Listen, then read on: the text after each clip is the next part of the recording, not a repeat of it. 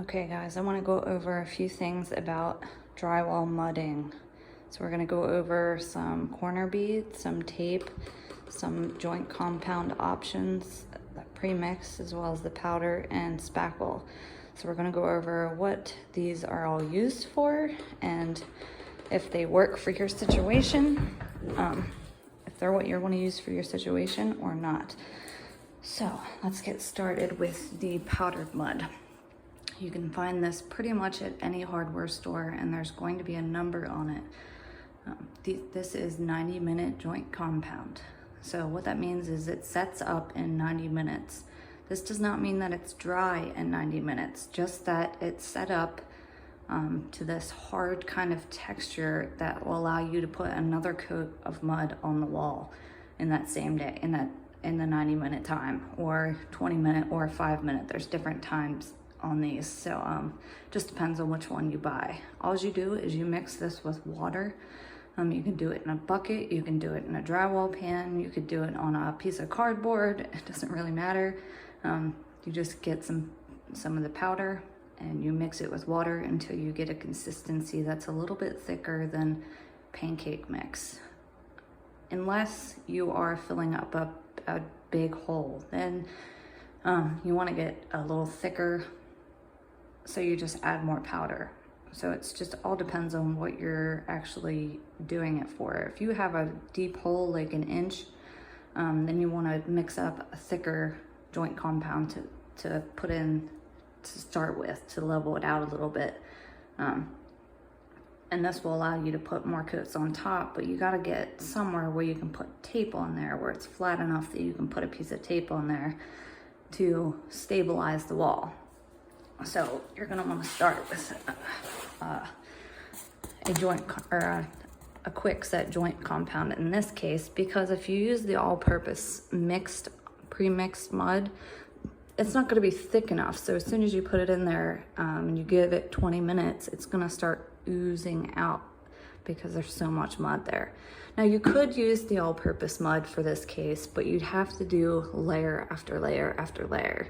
And in that case, sometimes I'll take this fiber tape and I'll put a layer, just a thin layer, well, maybe a 1/2-inch layer, and then I'll put a bunch of fiber tape in there. And then I'll put another 1/2-inch layer once that dries and put a bunch of fiber tape on top of it. And this just stabilizes it so that it's not gonna go anywhere. It gives it some stabilization, just like a sheet of drywall. A sheet of drywall is just joint compound, like a mixture of the joint compound between two pieces of paper. So if you think about that, whenever you're rebuilding out a hole or whatever, then you're just creating the same thing. You're gonna put paper or fiber tape. I prefer to use the paper tape in most instances, but if I have a really deep hole, then I'll put fiber tape throughout it just to give it some more stability. So you have your different times. You can get 90-minute, you can get 20-minute, and I think there's a 5-minute.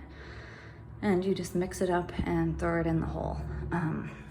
Now, if you have a hole that doesn't have anything behind it, so there's nothing for the drywall to actually grab onto, then you're gonna have to put bracing in there or a piece of drywall or something. You don't wanna go filling in just a hole in the wall with nothing behind it, but we'll get to that in another video.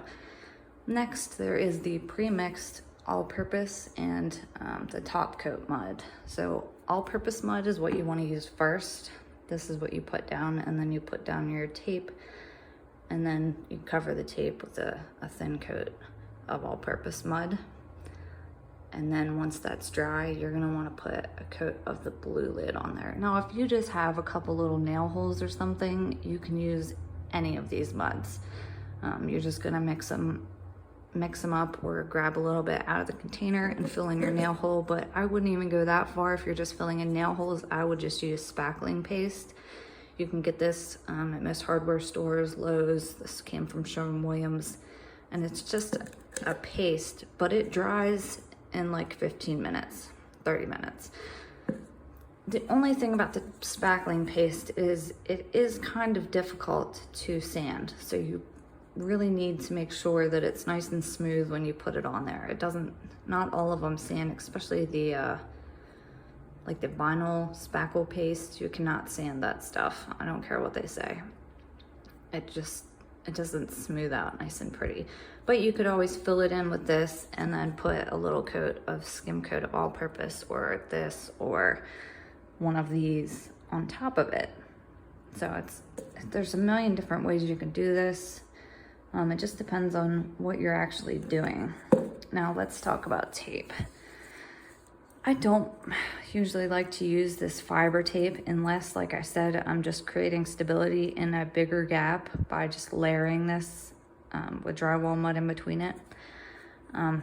Because I just don't feel like it is really gonna stop a crack from reopening. It's not very tough. But I know a lot of people that do like to use it. You can use it. You just put mud down and then put this down and then drag your knife over top of it and take off any excess mud. And then you want to skim coat it once it dries. I like using paper tape.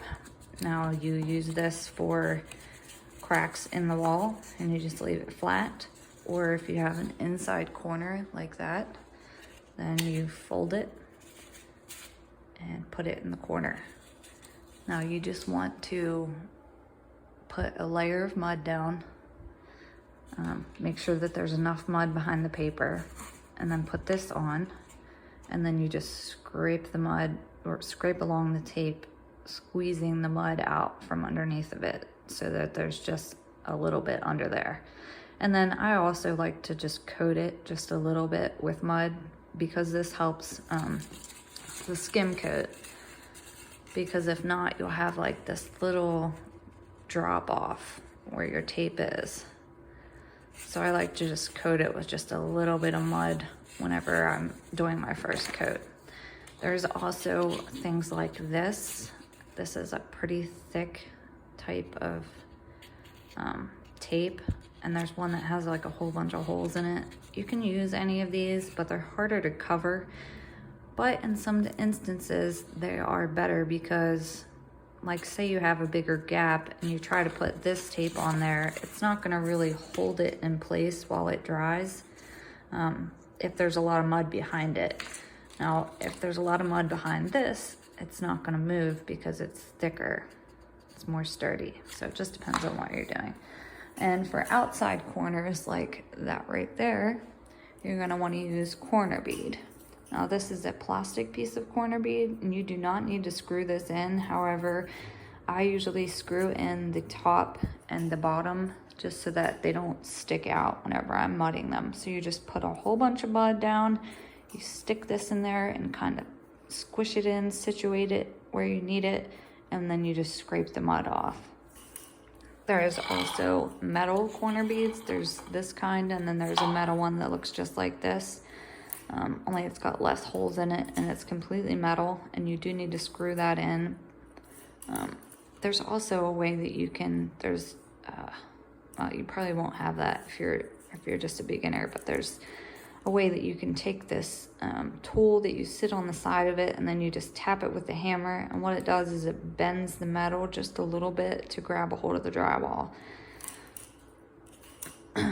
You can use this, and you do this the same way. It's got paper and metal, so it's got the metal for the stability of the corner, so that if somebody bumps into it, it's not going to break the corner off.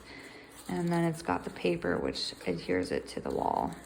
So you just, like, same thing with this one. You put a bunch of mud down on the wall. I just slop it on there, really, and then I push this in until it's nice and secure. And then I scrape down the sides with my knife.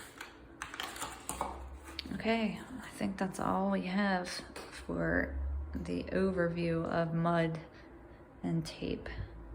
If you have any questions, let me know in the comments below. Thanks.